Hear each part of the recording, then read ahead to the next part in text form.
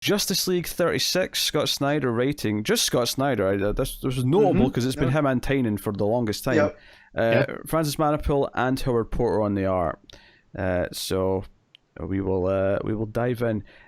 First thing I want to say is I think this is some of Francis Manapul's weakest stuff I've seen. I think. Yeah, it's not as strong, but I still enjoy it. There was a chunk early on with the villains. There's a facial reaction from Sinestro that I thought was downright bad. The Cheetah design also not very well. It doesn't feel quite as polished and smooth as Marvel usually does. I'll agree with that. There's like a sort of scared shock face from Sinestro. It looked like he was Dick Dastardly in a cartoon reacting to like. I don't know, something bad about him. I know the one you're on about, yeah. But it's not bad art by any means. It's just on Manapul's scale. It's not because most weeks you give me a Manapul comic and I'll go, yeah, this is probably in contention for best art of the week, and it's not. Yeah. Let me rephrase this then. I think it's bad art in the sense that it tonally does not fit what this book has been.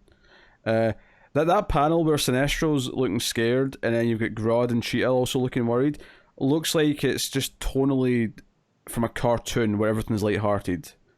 It doesn't fit the rest of the book for me. I wouldn't go quite that far. So basically Perpetua makes a bit of a double heel turn here where she turns her back on all of the villains except Lex, who's her pet boy, but Brainiac 1 million becomes her Mobius chair. Yeah, that was like rough. That. I don't know. He's receptacle of everything.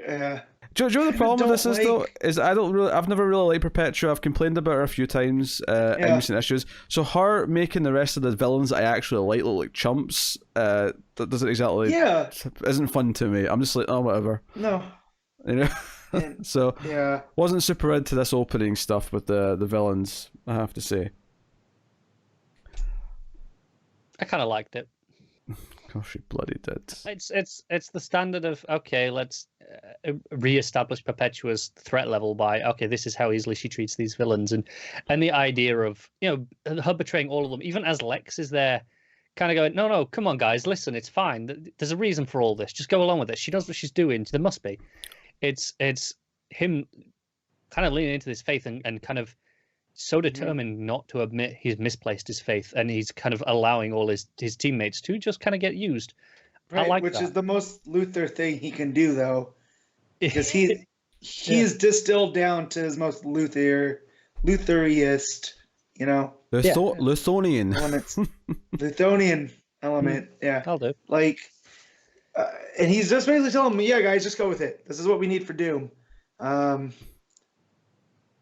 he does feel quite demented. Like he kind of knows that no, there is no reason for this. But I've got to. He's sunk so much into this now that he can't. But he wants to win so bad. Yeah. So I still hate this whole Apex Predator thing. Mm-hmm. I think at this point, given that we are doing the heretical. So leaning into the religious fervor. Maybe someone else other than Lex would have worked better. I kind of like it with Lex in the sense of he's never been that, and this was enough to make him. But maybe someone else would have suited it better. I mean, that's I don't know.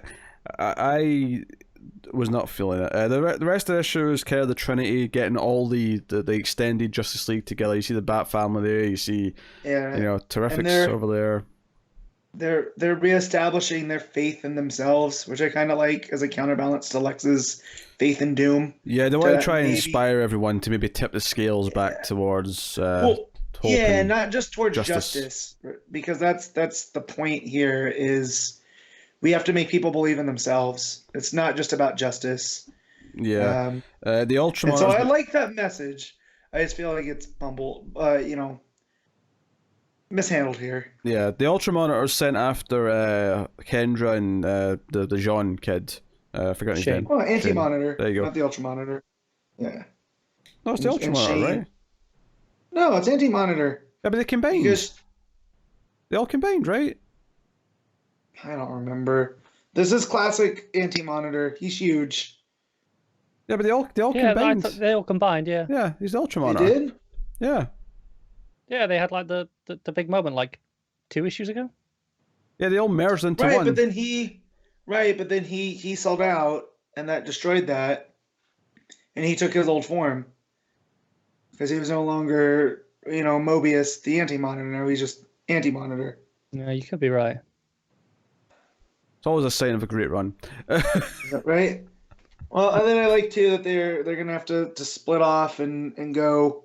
So I like that John Stewart has to go with Jay, and that Barry has to go with Alan to go do what they need to do. So I will always mark out for a Flash Green Lantern team up, no matter who's in there. Yeah, those two teams that are trying to get Kendra in that back, who are under attack from the Anti-Monitor / the Ultra Monitor. We'll figure that out later.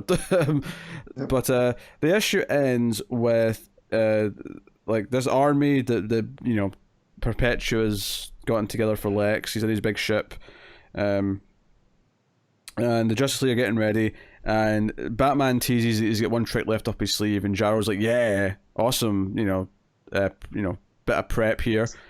And the Hall of Justice turns out to be a giant flying ship that rises out of the ground. Step too far. Oh no, I was into that. Oh no, not me. Do you know? Step too far. I like how it looks in the final page, but I have to admit, I realised that basically what it was about to do is turn the building into a equal ship to fight this ship with, and I kind of rolled my eyes a little bit. I was like, okay. Yeah, me too. I like that type of stuff. I just feel like here, it's just a step too far, and I was into it, and it's the stuff at the start where they were talking about, okay, no, we chose the lightest stone that we could, the universe, so that it would be easy to do this. I like this. It's just like, for me, this is classic Snyder. Everything has to be the biggest big thing. Yep. Any idea he has, he'll do. It's okay. Which I kind of admire. I just don't like it here. I never want Snyder to not do this, because I'll take this over, 0 year type stuff. Oh, sure. Any day. Yeah. Right. However, we also got a Justice League Megazord at the first issue of Metal. So, and I'm trying to justify why that was okay and this isn't. Story, I guess, context. Well, I think it's because I'm not saying this is super deep or anything, but it's just it's fun. It's blockbuster at this point. Yeah, I think that was like that was opening the book with a bang. I got a kick out of that. That was kind of fun. They kind of set up well enough. This just kind of feels like, okay, at this point we're just doing too much. Like we've done too many wacky things throughout this run at this point. I don't know. I could eat the whole pizza, should I? And Snyder's always like, yes, eat the whole pizza. Yes. Yeah, kind of there with him though. No stone left unturned. I mean, I've been kind of up and down with this run anyway. So for me, this was just a weaker issue in this run, doing things that I wasn't super into. Yeah, but again, a lot like Batman this week, I feel there's a lot of stuff here that I like. I just, when it comes across on the page, you're kind of like, all right, I don't know, maybe I'm feeling fatigue at this point. I don't know. I think Snyder builds fatigue. I think because he's always doing the biggest thing all the time, I think it's very easy to get fatigued with his writing. Yeah. I personally actually think this is one of the weaker issues from recently. Mm-hmm. I don't think it's because of fatigue, though. I think this is because this is just the, right, okay, we've done all the big stuff of collecting the team over the last few issues. Right. We're before all the big stuff with the actual showdown. And this is kind of that issue between of, well, we just need to kind of get from A to B. And it does feel like that to a point. I'm a little worried there's 3 issues left in the run, because I'm worried that it's going to drag out whatever fight this is going to be for too long. No, because I feel like he has to finish the fight in the next one, and the next 2 are almost epilogues to where it's going. I'm cool with the epilogue issues, setting up stuff and wrapping things up, but I'm a little bit worried. I'm getting, because I enjoyed Darkseid War with Jeff Johns, but that was one that went a couple issues too many. Yeah. Because it spent ages on the big fights, but it was just I almost couldn't tell. Like, it was hard to remember where one issue ended and the other began, because it was just the one big battle for like 4 issues. The only thing I will defend if this issue goes over just the next one issue is that there are so many characters here that we can kind of deal with, that if we're not just on the same 2 or 3 characters, there could be a lot to actually show over that fight with Well, all this, because we've got all those past people, we've got the future people, we've got everyone here. Maybe it'll be one issue epilogue, and then it'll be over the next two, because you have to go get Kendra, you have to Batman has to fight Lex, ship versus ship, and then you'll have person to person, right, fighting these Ultra Predator or whatever they are. Yeah, and then Perpetua herself, you assume. Yeah. Which I feel she's more of a concept, so you have to make people believe in themselves to undo the doom. So, but we still know, though, that wherever this goes, we still have to have the Titan stuff where Apex Lex fights Batman Who Laughs. So where does that play out? Is that going to be in this book? I thought that was just going to be not in this book, but I'm talking in general. So that thread still has to end up. Yeah, somewhere. I mean, Apex Lex could be back to by the end of this book, and that just takes place before that happens. I'm fine with that. We see that all the time. No, but I'm just saying it's there's that too. Yeah, there's gonna be that thread. Murky, a lot of murkiness going on. But yeah, it was fine. It was okay. I'm not super enthused by Justice League right now. Matt, what are you giving it? I'm gonna give it a 7.5. Connor?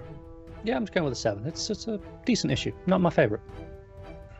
I'm gonna give it a 6.